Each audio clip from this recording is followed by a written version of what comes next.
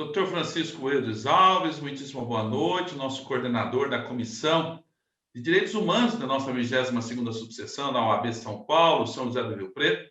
Eu quero cumprimentar todos os amigos, advogados e advogadas aqui presentes neste evento, que sem dúvida vamos aprender muito com o expositor, com toda a capacidade e a intelectualidade que tem Dr. José Luiz Pagliuca, nosso advogado, nossa subseção, que nos orgulha com a sua atuação profissional e hoje nos presenteia com o aceite de falar no evento desta comissão. Dr. José Luiz Pagliuca, muito obrigado por ter aceito o nosso convite e que possamos participar de um ótimo evento nessa noite. Um bom trabalho a todos. Eu o que agradeço, presidente, e a honra que os senhores estão me dando ao colega Francisco Eudes, doutor Francisco Eudes, por essa possibilidade.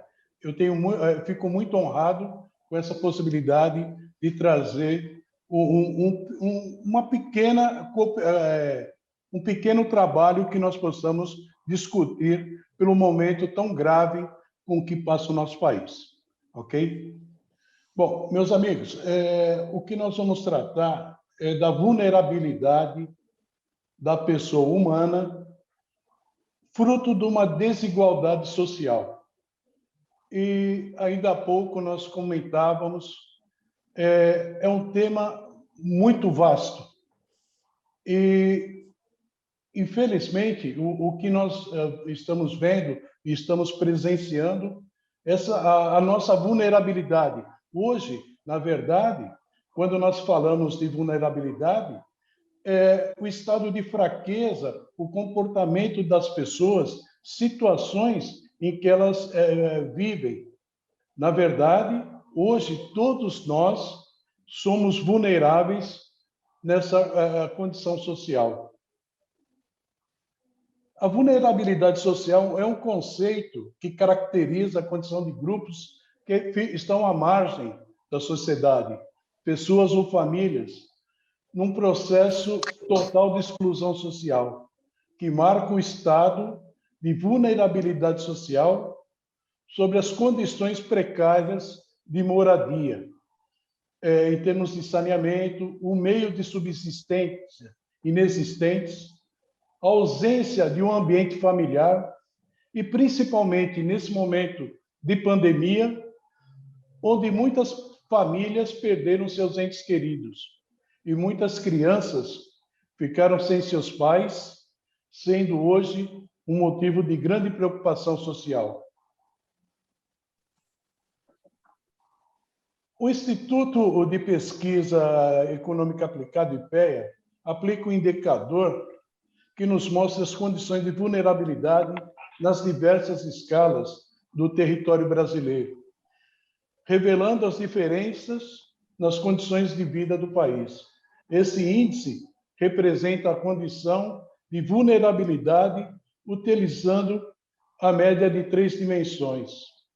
A infraestrutura urbana, se naquela região são utilizados abastecimento de água, se tem rede de esgoto sanitário, se existe coleta de lixo, o capital humano, se existe acesso à educação e condições de saúde, a renda e trabalho, considera a insuficiência de renda das famílias, a desocupação de adultos, ocupação informal sem ensino fundamental, complementação de renda por dependência de pessoas idosas ou até a necessidade de utilizar o trabalho infantil para compor a renda da família. O índice de vulnerabilidade social, ele é um índice que foi determinado ou foi trazido por um italiano, que é Gini, e quanto mais próximo de zero, indica a inexistência de vulnerabilidade. Quanto mais próximo de 1 nós chegarmos, nós estamos mais vulneráveis. Para que os senhores entendam, o censo de 2010, que o Brasil fez em comparação ao 2000. Em 2000, o país estava em alta vulnerabilidade social. Passados 10 anos, em 2010, observou-se uma queda de 26,9% nesse índice. E, nesse período, o Brasil passou para uma faixa média de vulnerabilidade social, que era de 0,446 e foi para 3,26. Infelizmente, mais à frente, nós vamos ver a situação atual, que agravou-se muito.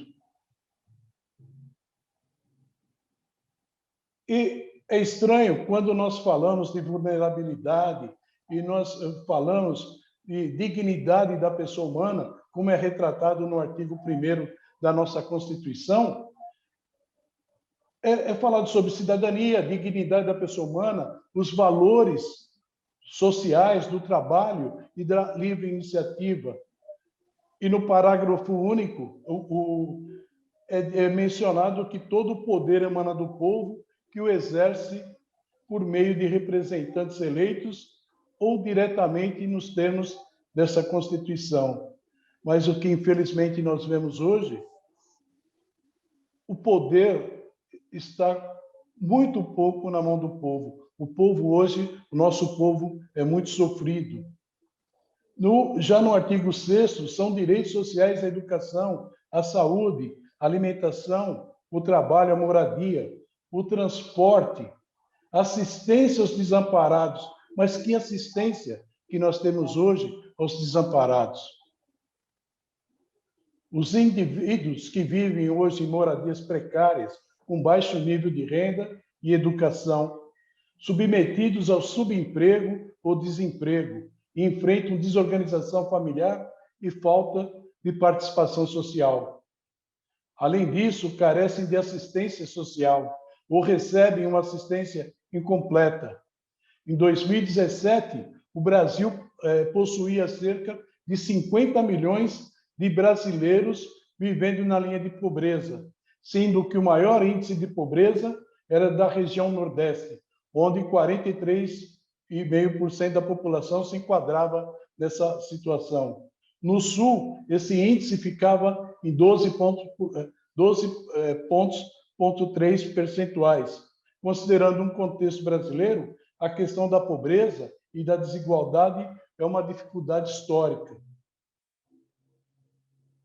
Outro ponto que merece total atenção de nossas autoridades, embora, mesmo com a industrialização, o Brasil apresenta grande deficiência para atender às necessidades básicas da população.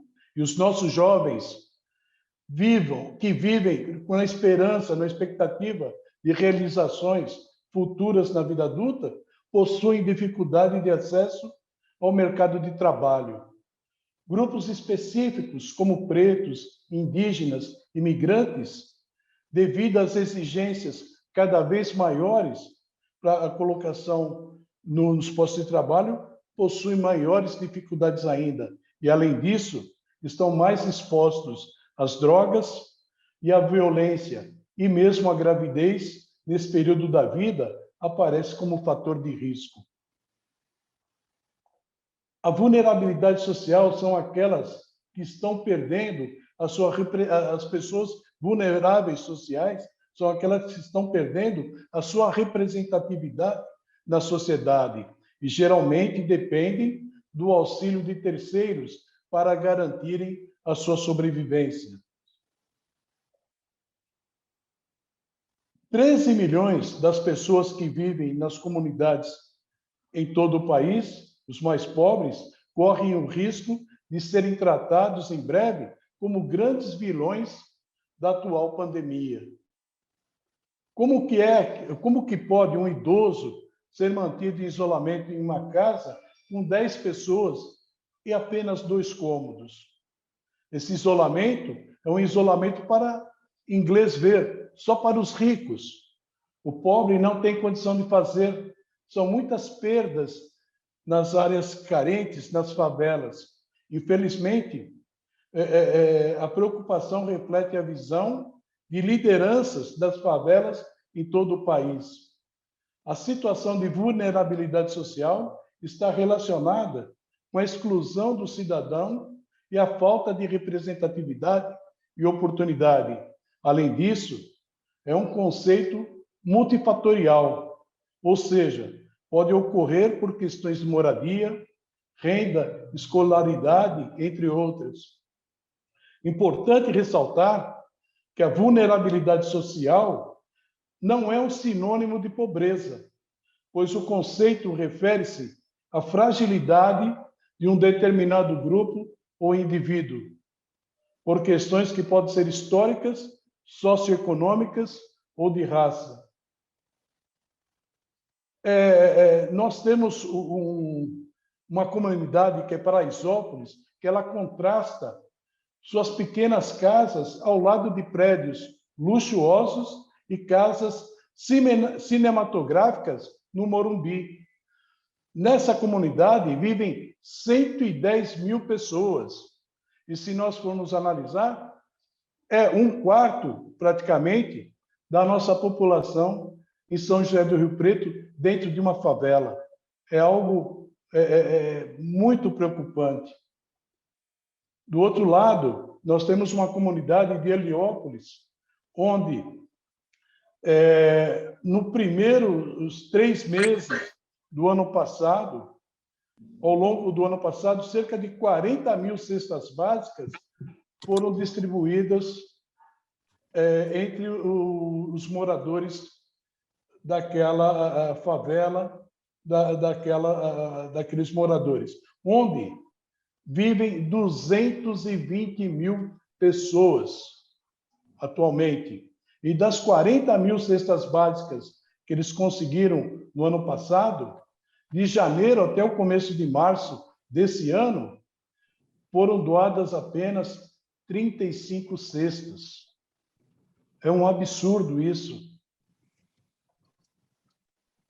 E houve uma entrevista com as pessoas, com os moradores dessa comunidade de Heliópolis, e as pessoas reclamando que de abril a novembro mostrou-se falta de alimento na casa de 22% dos entrevistados, sendo que 65% deles disseram que precisaram diminuir a quantidade de alimento nas refeições.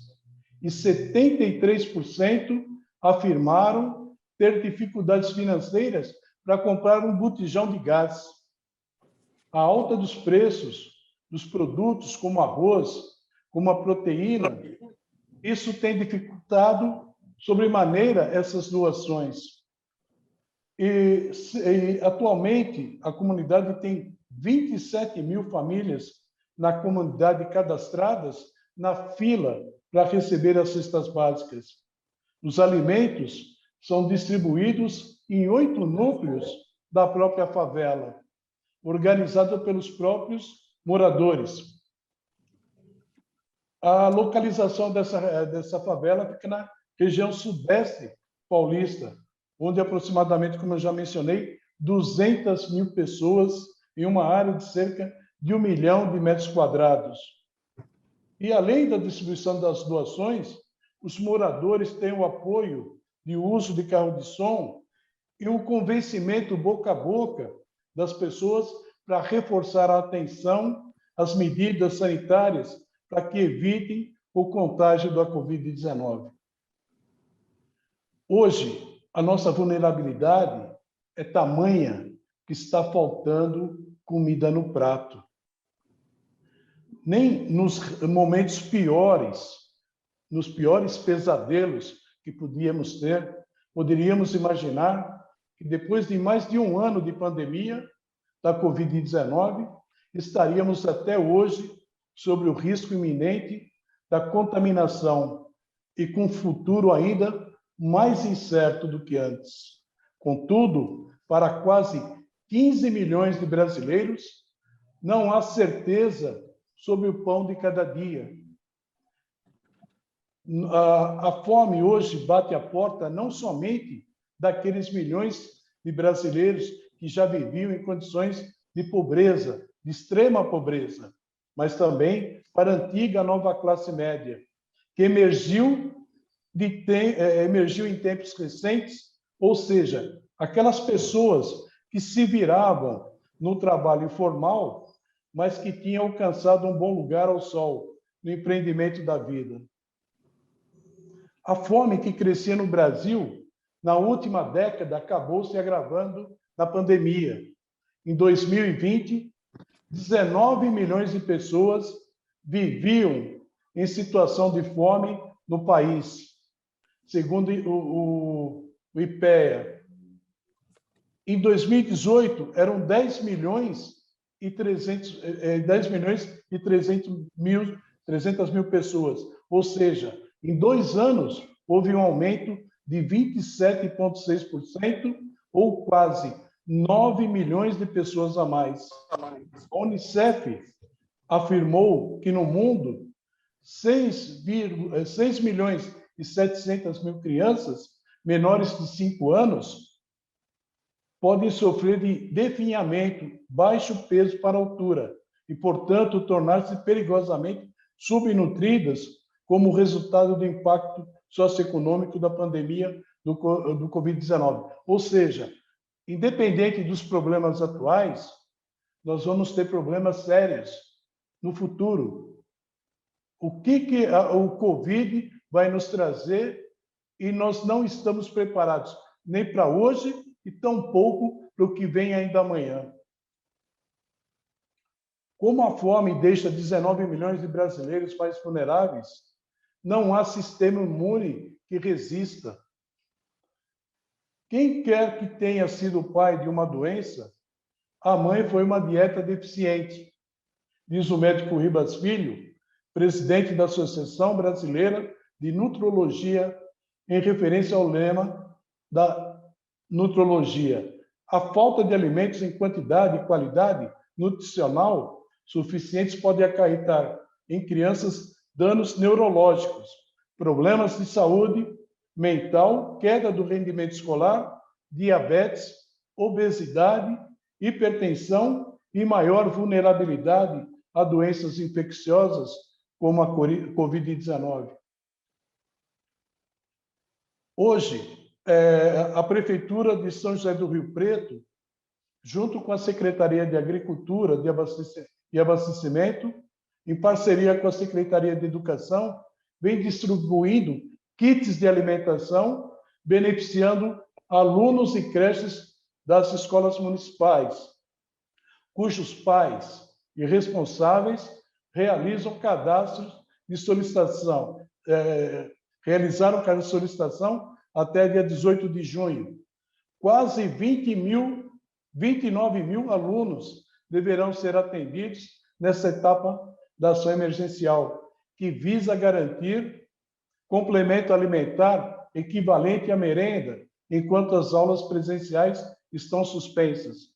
E eu, recentemente, infelizmente, uma cliente do escritório dizia que ela está sobrevivendo com os kits das doações das escolas.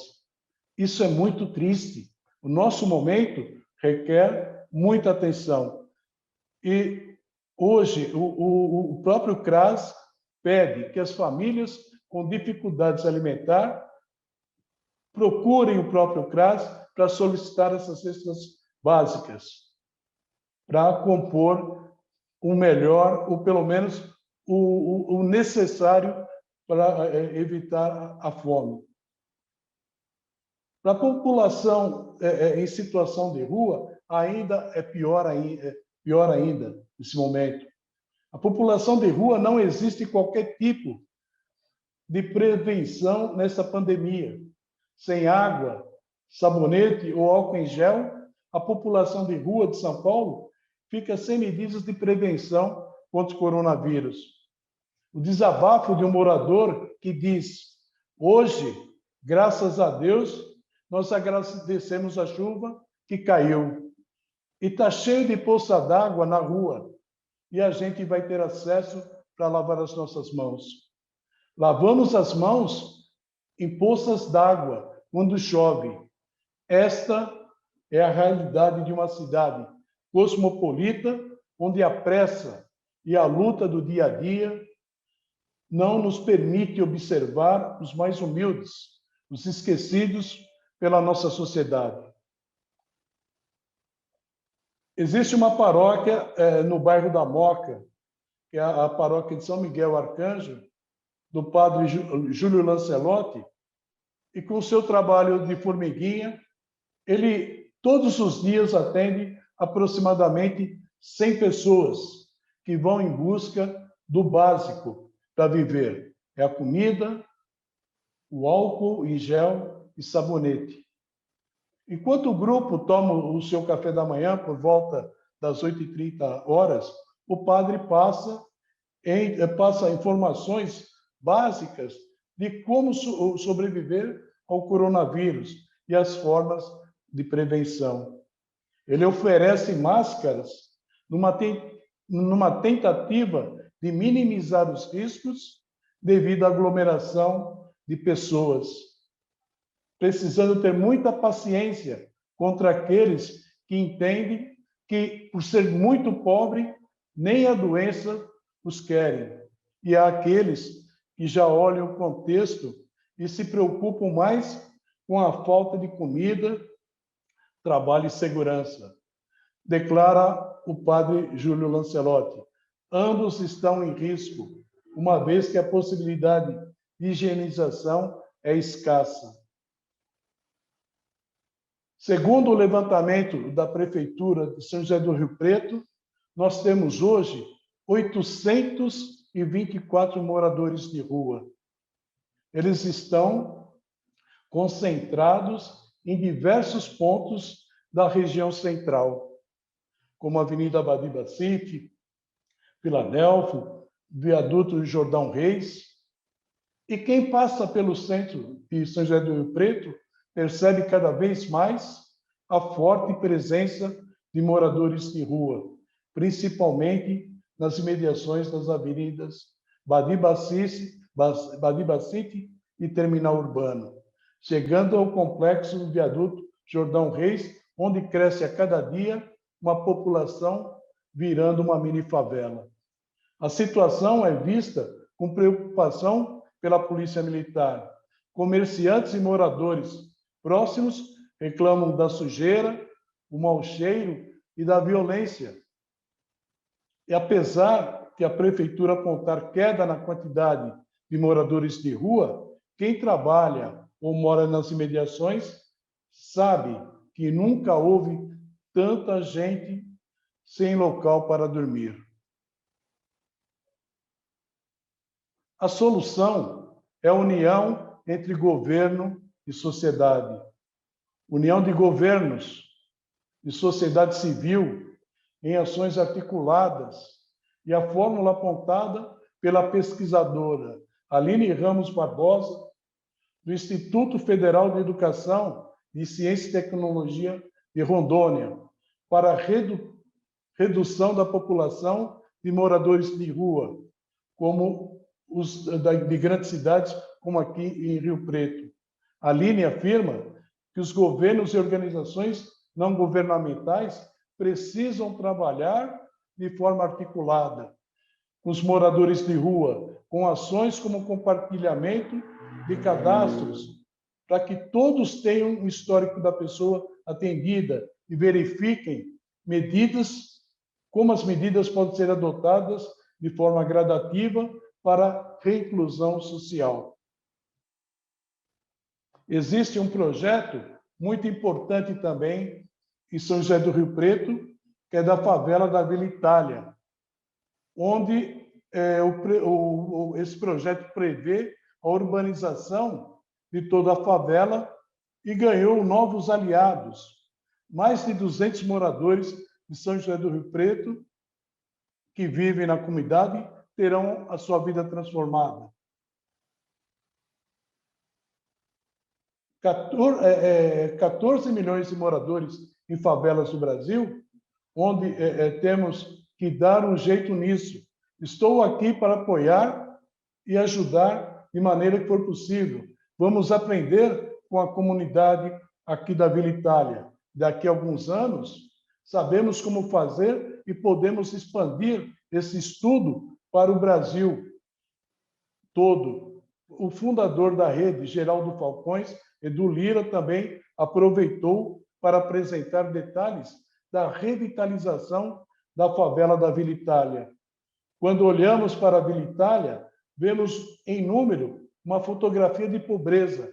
São 240 famílias que representam algo em torno de 634 moradores listados que vivem com uma média de R$ 1.007 por mês, ou seja, menos que o salário mínimo.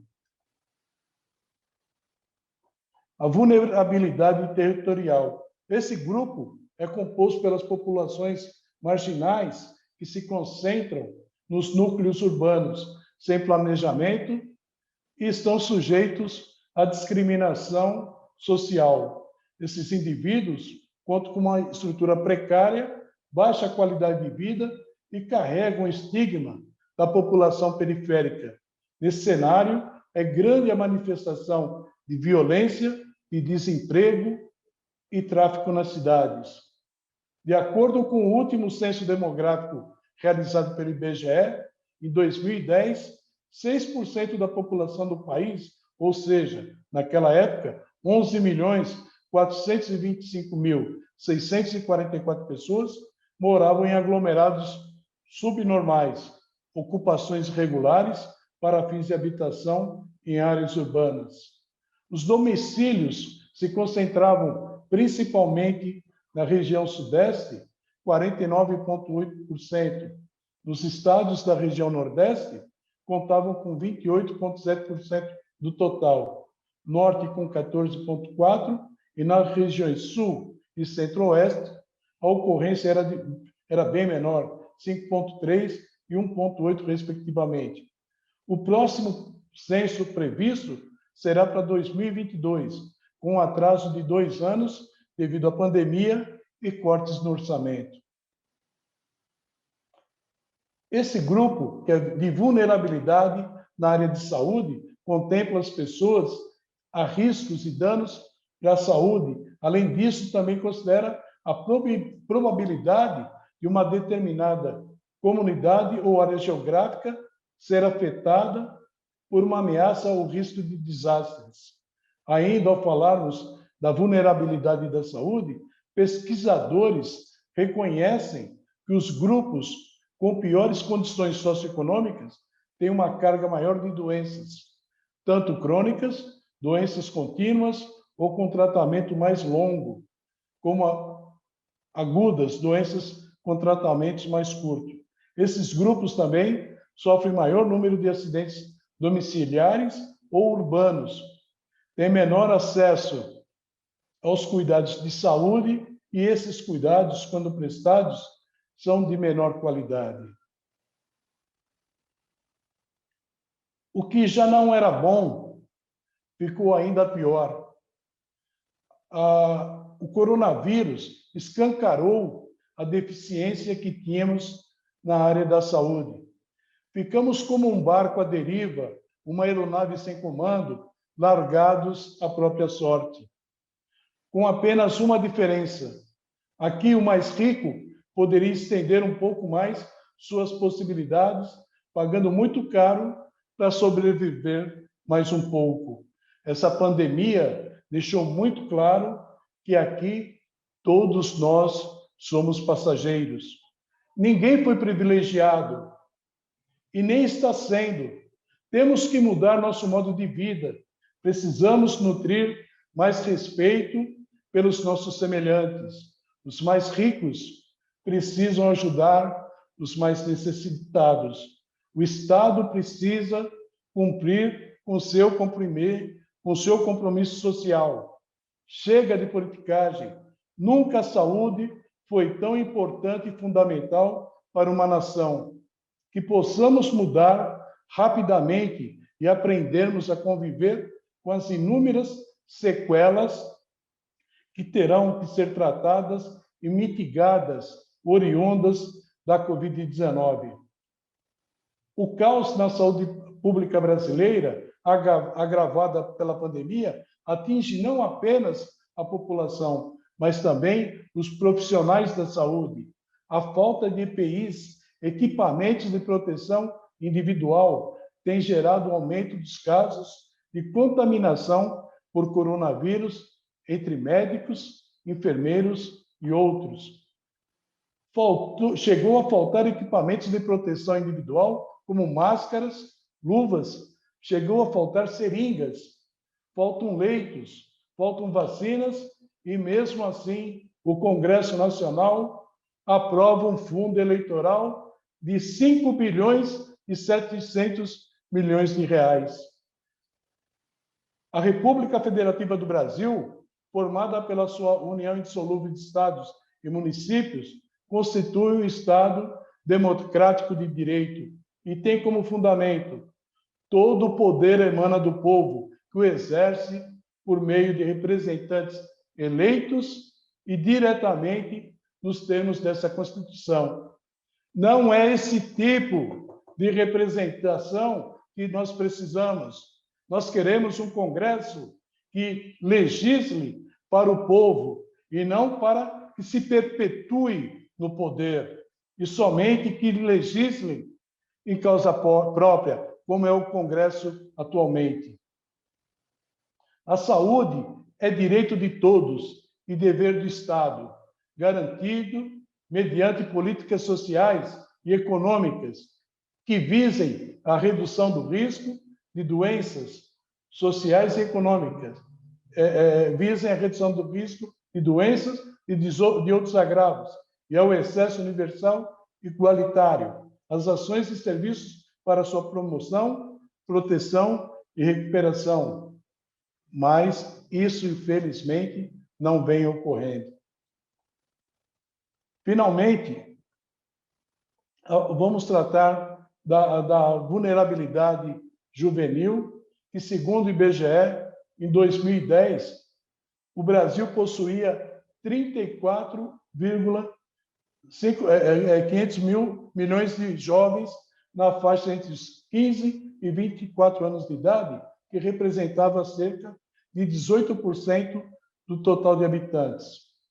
Os percentuais aferidos em 2018, segundo pesquisadores, são similares aos de 2017. A nossa população de jovens do Brasil revela que passou para 47 milhões e 300 mil jovens entre 15 e 29 anos de idade. Desse total, 13 milhões e meio por cento, 13,5% estavam ocupados e estudando. 28,6% não estavam ocupados, porém estudavam. 34,9% estavam ocupados e não estudavam. Finalmente, e esse é o mais preocupante, 23% desses jovens não estavam nem ocupados e nem estudando, ou seja, completamente vulneráveis. Esses jovens são expostos às mais elevadas taxas de mortalidade por causas externas. Estão sujeitos a uma maior vulnerabilidade quando encontram-se em uma situação econômica desfavorável. Meus amigos, eram essas as informações que eu gostaria de trazer a todos, e eu gostaria de deixar para que nós tivéssemos um tempo que pudéssemos discutir sobre o tema. Obrigado, doutor José Pagliuca. Parabéns pela exposição. Foi muito claro, conciso, trouxe aí um leque de informações importantes.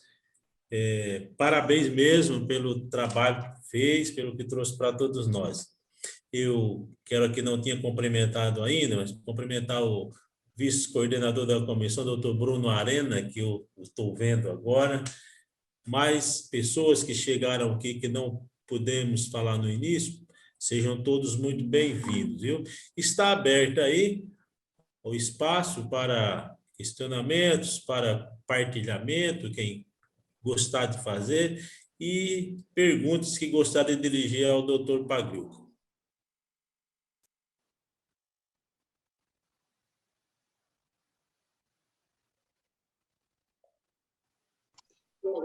Doutor, me ouvem? Está me ouvindo? Eu estou ouvindo você, doutor Tanã. Então, tá bom. Olha, brilhante exposição, muito bem engendrada com relação à estrutura do tempo e à forma que nós vivemos. Ela é uma fotografia do presente dentro dessa estrutura, e ela está focada numa estrutura de que nós tentamos mitigar as questões que são questões decorrentes de outros fatos, de outras escolhas que nós já fizemos em tempos anteriores. O que acontece? Essas escolhas possuem consequências. Eu fiz aqui uma brincadeira no início de colocar uma foto da estrutura das crianças trabalhando na Revolução Industrial, para demonstrar que esse mesmo fato e essa mesma estrutura que nós temos hoje, ela se arrasta já de muito tempo, desde a existência praticamente do próprio ser humano. Essas distinções, esses privilégios, essas estruturas que determinadas castas sociais apresentam, elas têm os seus efeitos, e esses efeitos são normalmente por gangorras. Que tipo de gangorra? A gangorra política, a gangorra do sistema que nós adotamos, a estrutura de Estado que nós adotamos, as nossas escolhas pessoais por cada um dos nossos representantes, junto às instâncias que nos dão praticamente o suporte para estar em meio de uma sociedade. Ou seja, essa visão, que é uma visão que ele trouxe para a gente hoje, ela é muito importante para focar que ela é mera consequência. Ela não traz para a gente uma possibilidade de solução através da mitigação da pobreza, através da ajuda voluntária. O problema é um pouco maior. O problema ele vem da origem da própria estrutura de composição. Vou citar alguns exemplos rápidos. A escolha do sistema de Estado, ela influencia nesse fato. Ou o Estado mínimo, ou o Estado máximo. Qual é o tamanho do Estado e qual o propósito do Estado que nós precisamos para poder focar nessa igualdade, que é a igualdade social, que é a igualdade educacional, que é a igualdade decorrente da estrutura da própria vida, da própria existência. Qual é o Estado? Essa tem sido uma escolha muito difícil para a gente ao longo, praticamente, da própria existência do nosso país, do mundo. Há uma oscilação muito acentuada com relação a essa estrutura de representação, gangorras. Então, eu acho que o foco deveria ser um foco em cima dessa fotografia e a tentativa de se pensar quais seriam as soluções futuras para que a gente diminua, para a gente mitigar a estrutura do que está acontecendo. Não a solução imediata, não a reparação dessas estruturas. Alguns índices que o doutor trouxe, eu preciso até fazer uma extensão. Nós temos 64 milhões de brasileiros em estado de pobreza absoluta, não são 15 milhões. 15 milhões são de desempregados estatisticamente. Nós temos uma estrutura de mais de 50 milhões de pessoas que vivem com uma renda média familiar de R$400. E, dentre essas, 12 milhões de pessoas vivem com R$87 mês. É muito maior do que essa estrutura que está sendo colocada. Então, eu gostaria só de deixar para a gente colocar aqui em discussão para temas futuros, porque se a gente for debater essa questão, a gente vai praticamente com umas 10, 15 inserções de vídeos com muito mais de 2 horas para detalhar, para trabalhar essa questão. Então, só para pensar, qual é o Estado, quem nós escolhemos, como nós escolhemos e por que nós escolhemos. Que tipo de sistema de governo que nós adotamos, qual é a nossa culpa dentro dessa geração de escolhas, qual é a estrutura do capital em relação à estrutura trabalhista, em relação à estrutura de assistência a essas pessoas, qual é o tipo de desenvolvimento que nós queremos para o sistema educacional. Porque o sistema educacional, é o único que pode alterar esse estado de coisa. E da forma como ele está, como um depósito de criança, como uma estrutura totalmente acéfala com relação à parte que nos traz o conhecimento, a ausência de um conhecimento específico, uma geração que praticamente perdeu a sua estrutura porque ela não consegue entrar no desenvolvimento que nós temos tecnológico. Ou seja, cada um desses pontos que eu coloquei aqui, eles geram um novo debate, e esse novo debate vão progressivo, mas eu só vou me centralizar em um. A Terra atingiu o seu ponto de escassez absoluto. A Terra já não é mais suficiente para nos municiar das questões básicas que nós temos. Ou nós mudamos o sistema social, não do Brasil, ou da estrutura do nosso continente, ou nós repensamos essa estrutura de como nós queremos uma sociedade, ou nós teremos estruturas que não suportaremos. E nós, do terceiro mundo, no que dizem que nós somos um estado de desenvolvimento, isso não é verdade. Nós somos severos, nós simplesmente produzimos matérias-primas e exportamos essas matérias-primas, e esse dinheiro vai cercado e voltado para a estrutura do capital, e o capital não gira a estrutura da economia.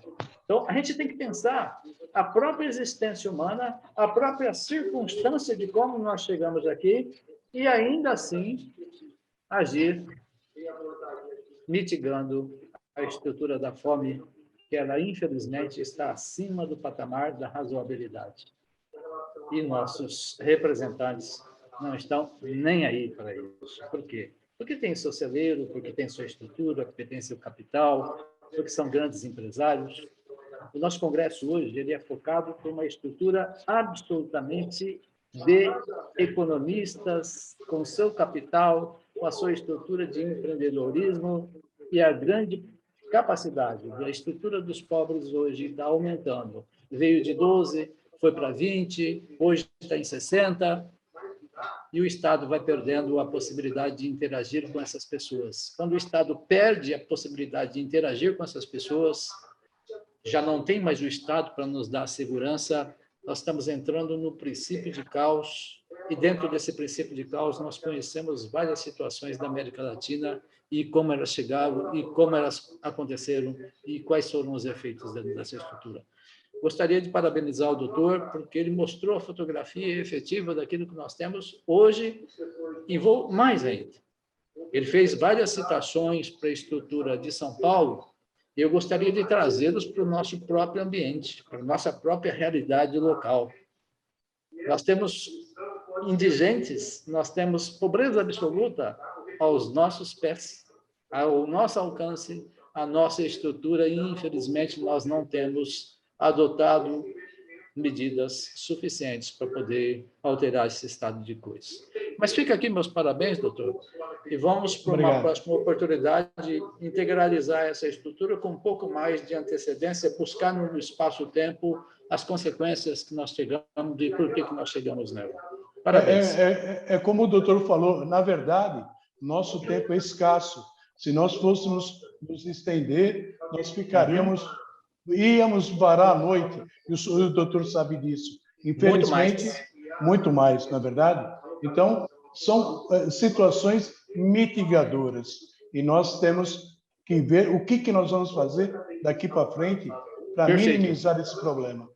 Por isso que eu disse, doutor, parabéns pela fotografia que o doutor nos trouxe, porque ela é isso mesmo, essa é a nossa realidade hoje, e a gente tem que observá-la, e através dessa observação local e dessa observação de sensibilidade que nós temos, tentar criar mecanismos para poder suplementar e suprir essa situação. E eu faço um apontamento que é um apontamento muito importante.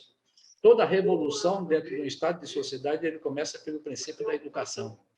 Educação gratuita para todos, de boa qualidade, com a capacidade de ter alternativas para a aprendizagem técnica e a aprendizagem em nível de conhecimento. Então, parabéns, doutor, mais uma vez. Essa é a fotografia, e através dessa fotografia que a gente cria aí todas as possibilidades de deliberar, de pensar, de raciocinar, de criar novos debates dentro dessa estrutura. Obrigado. Muito obrigado. Obrigado, doutor Cássio Tanoni, pela explanação. Sabe, já tive a oportunidade de participar de alguns grupos de estudo exposto pelo doutor, muita sabedoria aí. Ainda vai fazer uma aqui conosco na Comissão de Direitos Humanos, se Deus quiser. Eu gosto, só aproveitando assim, a fala do tanto do doutor José quanto do doutor Tanoni, para uma questão, e é muito complicado isso, né? Veja, Domingo no Fantástico saiu uma matéria que acho que todo mundo viu, e no jornal O Globo ontem, eu li num dado momento, colocando que o Brasil produziu tanto grão este ano que não está tendo silos para guardar. Como é que a gente pode explicar uma situação dessa? E a matéria do Fantástico que eu quero falar é aquela que apresentou famílias lá no Mato Grosso fazendo filas para pregar osso como alimento para os dias futuros da semana. Onde é que a gente... não está tão difícil de saber onde é que está o erro, né, para ser consertado. Doutor, tem uma situação em Curitiba, durante a safra, quando os caminhões desciam para o Porto de Paranaguá, eram 60, 70 quilômetros de fila de caminhões de soja. E isso vem desde 2000, ou antes de 2000. Quer dizer, não faltava alimento. A produção de alimentos no Brasil, ela existe. Agora, parte disso, grande parte disso, está sendo exportado. Como o doutor Cássio disse, nós somos grandes exportadores de matéria-prima, infelizmente. Vamos resolver isso?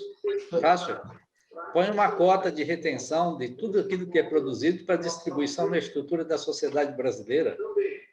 Eu só posso exportar aquilo que excede, não aquilo que está faltando. O excesso, exatamente. Exato. Então, se eu estabeleço cotas de excesso, eu tenho a segurança alimentar focada e direcionada. Esse é o Estado agindo dentro da estrutura. Por isso que eu disse que a nossa grande diferença é entre o Estado mínimo e o Estado amplo. A que ponto que nós devemos chegar dentro dessa estrutura de medidas de Estado em que a gente pode ter o que nós produzimos, carne, nós somos maiores exportadores, frango, porcos, estruturas de aves em geral, estrutura de grãos, toda a estrutura que nós temos de produção, nós somos riquíssimos. Só que essas vendas externas reputam simplesmente créditos a alguns. Essa é outra escolha que nós devemos fazer. Então, vamos resolver essa questão simples. Tá? Só é possível fazer a estrutura de exportação se a sustentabilidade alimentar estiver garantida no país. É 2 palitos para resolver a questão, nada mais que isso. Não é difícil. Não é difícil. Falta vontade. O fomento da agricultura familiar também, né? Sim. O fomento da agricultura familiar, da pequena e média propriedade, né? Não só produção de ração para exportação, né? Eu gostaria de parabenizar o Dr. José Luiz Pagliuca pela explanação, Dr. Cássio também pelas colocações aí, né? E só fazer umas observações também, dentro disso que o Dr. Cássio falou, sobre a questão dos endividados, as pessoas que estão passando fome, né? Dr. José Luiz Pagliuca jogou uma luz sobre essas questões todas, né? E como disse, tem vários outros grupos de hipervulneráveis, né? LGBT gays, né? A questão dos negros, tal. Mas eu gostaria de chamar a atenção também para a questão dos superendividados, né?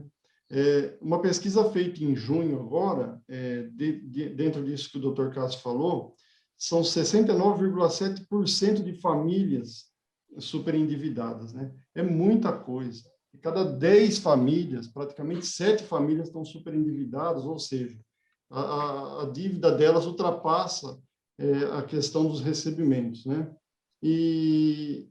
O que fez a Covid-19? Ela jogou luz sobre essas questões todas, sobre essas desigualdades, né? Se você pegar o perfil do padre Silvio Lancelotti, Júlio Lancelotti no Twitter, você vê que ele trata da questão humanitária, a crise humanitária em São Paulo há algum tempo. Sim. É um absurdo. E a Covid-19, ela trouxe luz sobre essas questões. Porque como a gente vive naquela ciranda, né, de produção, consumo, a questão do hiperconsumismo e tudo mais, a gente não focava essas questões, né? E a Covid, como pôs mais ou menos as pessoas em pé de igualdade na questão de saúde, ela fez com que as questões fossem mais afloradas. questão da fome, a questão do superendividamento, né? Hoje, por exemplo, o gás de cozinha virou um artigo de luxo, virou um artigo de rico. Você vê muita gente perto de nós, né, conhecidos, que estão cozinhando com lenha, né? Então, um gás de cozinha a mais de R$100, nessa crise de emprego que nós estamos vivendo, virou um artigo de luxo, né? Eu estava lendo um livro, aquele livro de Dignidade da Pessoa Humana, Daniel Sarmento. Ele cita uma outra obra que fala, que chama Presos que Sangram. Para vocês terem uma ideia, no estado de São Paulo, o estado mais rico da federação, as presas do estado de São Paulo tinham que usar miolo de pão para conter o sangramento menstrual. Então, olha a comunidade que nós vivemos, olha o estado que nós vivemos, né? Aí vem tudo dentro dessa questão que o Dr. Cássio falou, do pêndulo, né? É uma gangorra. Nós queremos ver que estado que nós queremos, né? Nós vamos pensar na questão do capitalismo selvagem, a roda do capitalismo, que você produz para consumo, produz e consuma, aquela coisa toda, né? Eu acho que uma questão interessante para se ler, para se estudar um pouco melhor, né? Que até pouco tempo atrás você citava isso em rodas de elite e as pessoas davam risada, é utópico e tudo mais. A tese do professor Ricardo Sayegh, do professor Wagner Baleira, que fala sobre o capitalismo humanista, né? Então, que também foi defendido pelo ministro do STJ, que foi indicado ao Prêmio Nobel da Paz, uma decisão, em virtude de uma decisão dele, suspendendo um financiamento imobiliário de um casal que tinha um filho com leucemia. Então, todas essas questões, elas têm que ser trazidas agora, né? A Covid-19 não trouxe nada de bom, né? Muito pelo contrário, mas pelo menos joga luz sobre essas situações que trazem essas reflexões. Então, mais uma vez, eu gostaria de parabenizar o doutor aí pela explanação e, assim, deixar o meu boa noite a todos aí.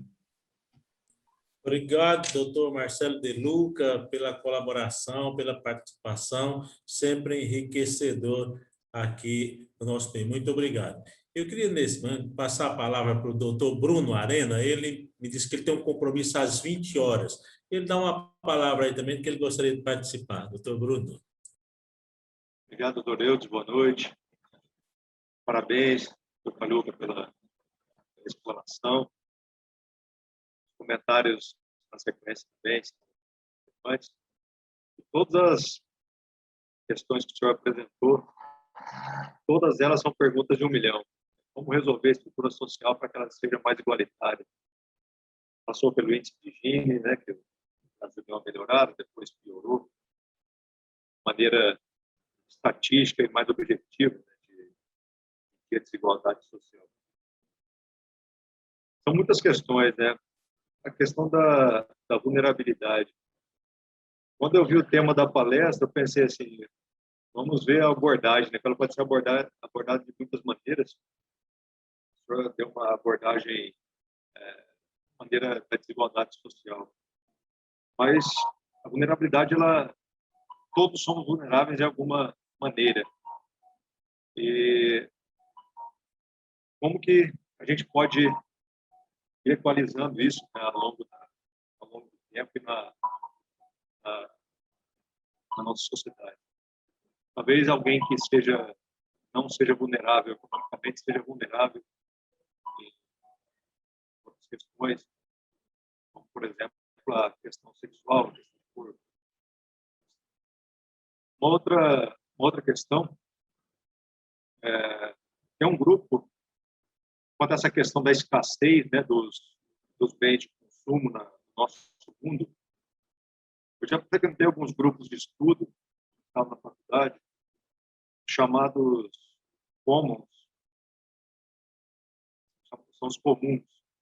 O que é comum à humanidade? A água, o ar, aquilo que todos temos à disposição.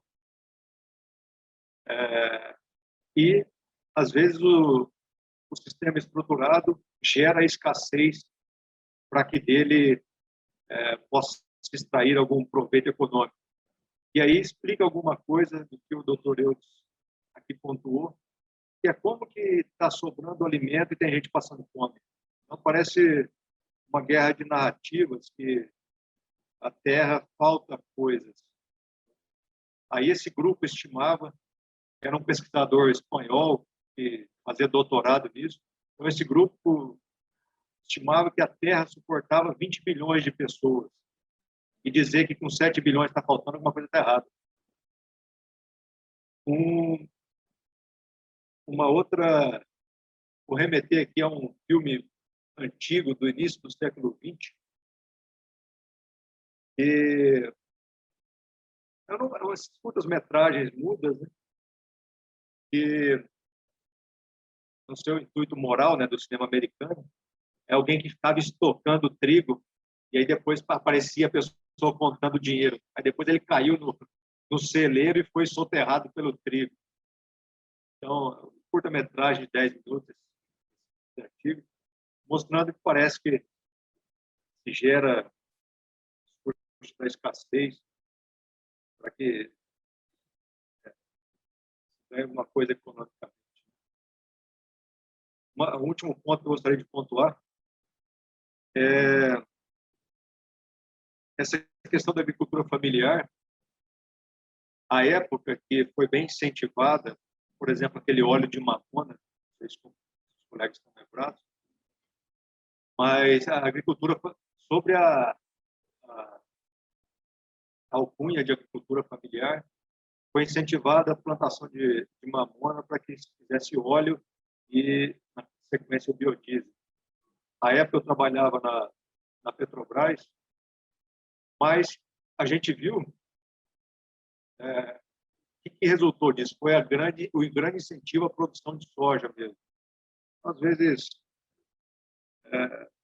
muitas políticas públicas têm uma boa direção, mas acaba se deturpando ao longo do caminho. E é o nosso papel mesmo, sempre estar pressionando as autoridades públicas e fazendo a nossa parte para que, pelo menos, a narrativa seja melhor construída. Mais um ponto. Tem um livro bem interessante, chama Tábula Rasa, de um pesquisador americano, se não me engano, chama Pinker. Ele tenta ver como que nós aqui no Ocidente partimos da crença que partimos todo mundo, todos iguais, do mesmo ponto. E aí temos livre-arbítrio e isso gera as consequências de nossas vidas. Mas o pesquisador diz que tem muita influência de biologia e entre outras coisas na nossa vida social. Então, não é simplesmente a todos partimos do zero, numa tábua rasa, como falava Aristóteles e John Locke, por exemplo. Então, é uma referência biográfica interessante também, para que saibamos que às vezes não partimos do mesmo ponto. Então, alguns pontos para reflexão, todos eles de solução de $1 milhão. Muito obrigado. E agora obrigado, eu vou lá para... doutor Bruno Arena. Obrigado aí pela participação. Continua a palavra aberta aí para quem tiver à vontade.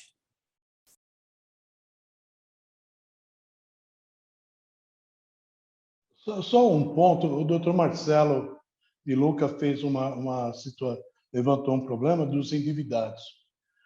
Hoje, muitas famílias, né, elas dependem do aposentado. E o que é muito mais estranho nesse país, né, a pessoa, quem trabalha com previdenciário sabe muito bem disso. Eu sempre alerto os clientes, olha, vai sair a sua aposentadoria.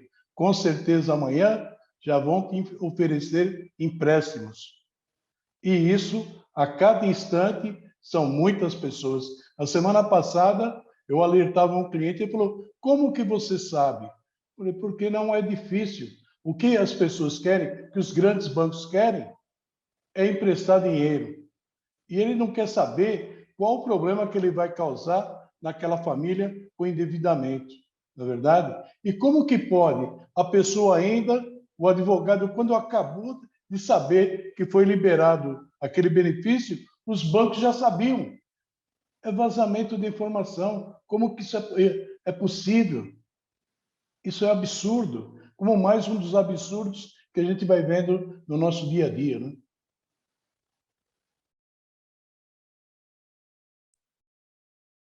Algum colega mais aí presente gostaria de fazer alguma colocação, alguma pergunta?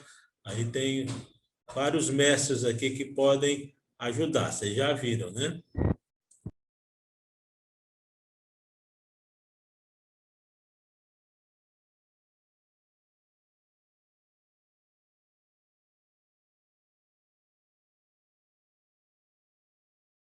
Bom, pessoal, parece que está todo mundo tranquilo, né?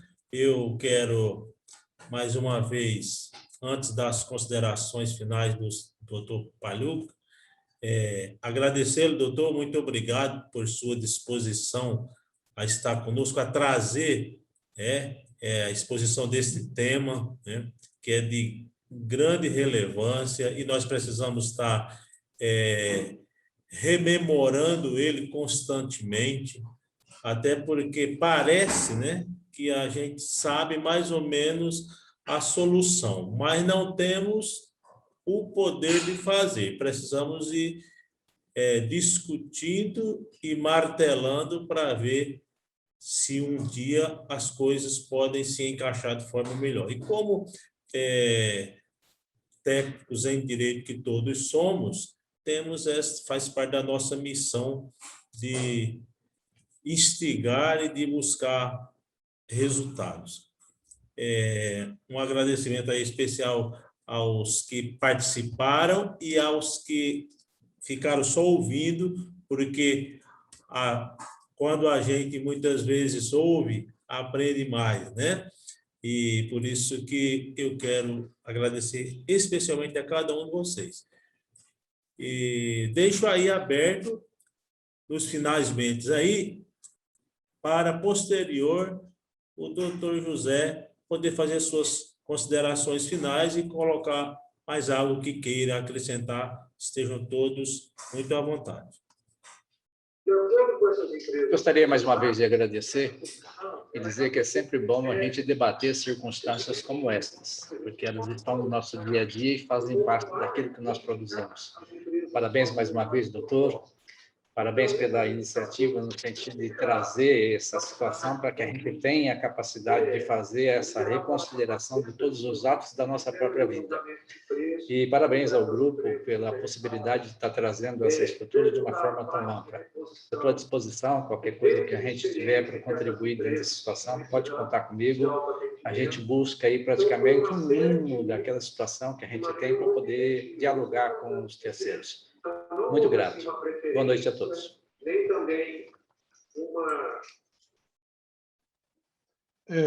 Doutor Eudes, eu agradeço muito o seu convite e vou lhe dever isso por muito tempo, essa oportunidade. O senhor não sabe o quanto foi gratificante para mim poder participar e trazer um pouco de um trabalho. E eu gostaria muito que nós tivéssemos mais tempo e que esse nosso convívio se estenda por muitos e muitos anos, para que nós possamos trazer à nossa comunidade algum trabalho da nossa OAB. Eu acho que a nossa principal questão é a questão social e é uma obrigação nossa. Muito obrigado a todos pela participação. Obrigado, doutor Eudes, pelo convite. Hein? Obrigado, eu que agradeço em nome da Comissão de Direitos Humanos, doutor Paluca. Não cumprimentei o meu colega de escritório ali, doutor Guilherme Gregório, amanhã ele vai puxar na minha orelha, está ali. Até ele ainda está no escritório trabalhando, eu não estou lá mais, ele ainda está lá trabalhando. Obrigado, doutor, por participar aqui mais uma vez conosco. Não tendo mais nenhuma consideração a ser feita, eu agradeço mais uma vez a cada um. Um abraço aí, doutor Marcelo De Luca, que estou lhe devendo uma visita no seu escritório com aquele tema que nós conversamos outro dia. Ele está na minha pauta lá para ir no seu escritório. E desejo a todos vocês uma boa semana, uma boa noite. Disseram que entre amanhã e depois vem um frio que nunca vimos, mas eu não estou acreditando muito nisso, não, porque hoje está um calor danado ainda. Mas se vier, vamos nos preparar para não ficarmos mais doentes ainda. Tenhamos uma boa semana e no próximo dia 4 nós vamos trazer mais um grupo de estudo da Comissão de Direitos Humanos, que depois estaremos divulgando. Por encerrado o nosso evento, agradecer também ao Luizinho, que é o servidor da OAB, que está nos assessorando aqui, e uma boa noite a todos vocês.